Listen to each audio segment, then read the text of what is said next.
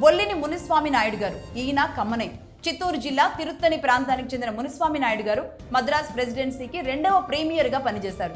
అంటే ప్రధానిగా పనిచేశారు. జస్టిస్ పార్టీ నుంచి మొదటి ప్రీమియర్గా కూర్మా వెంకటరెడ్డి నాయుడు గారు పనిచేశారు అని చెప్పాను కదా. అలాగే ఈయన రెండవసారి ప్రీమియర్గా పనిచేశారు. కమ్మ సామాజిక వర్గం నుంచి మునిస్వామి నాయుడు గారు పనిచేయడం జరిగింది. బ్రాహ్మణులు అనేవాళ్ళు లేకుండా మొదలైన జస్టిస్ పార్టీలో మునిస్వామి నాయుడు గారు ప్రీమియర్ అయ్యాక బ్రాహ్మణులను కలుపుకుపోవాలి, అందరం కలిస్తేనే సమాజం అని మన వ్యతిరేకతని గాంధీ నెహ్రూకి చూపించాం. అక్కడి వరకు అది అయిపోయింది, ఇంకా దీన్ని ఆపేద్దాం, పార్టీలోకి బ్రాహ్మణులు కూడా తీసుకుందాము అన్న ప్రపోజల్ని పార్టీలో పెట్టారట. అయితే మన పార్టీ స్ఫూర్తి దెబ్బతింటుందని మిగతా వారు ఒప్పుకోలేదట.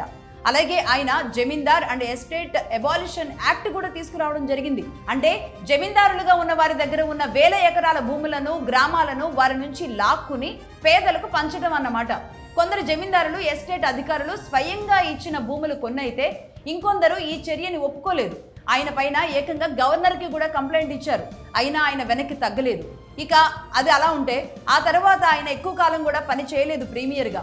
ఎందుకంటే ఆయన దగ్గర పనిచేసే ఒక బంట్రోతు లంచం తీసుకున్నాడు అన్న ఒక ఆరోపణ రావడంతో, అది నిజమని తెలియడంతో ఆ అవమానాన్ని తట్టుకోలేక ఆయన ప్రధాని పదవికి రాజీనామా చేశారట.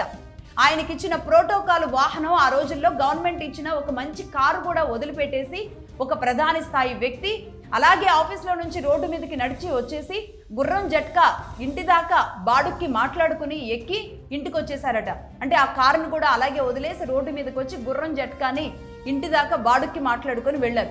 ఇంతకీ ఆయన బంట్రోతు ఆయనకు తెలియకుండా తీసుకున్న లంచం ఎంతో తెలుసా? పావలా, అంటే 25 పైసలు. 25 పైసల ఆరోపణ మీద, అది కూడా ఆయన బంట్రోతు, ఆయన పిఏ చేసిన పనికి ప్రధాని పదవిని తృణప్రాయంగా వదిలిపెట్టారు బొల్లిని మునిస్వామి నాయుడు గారు.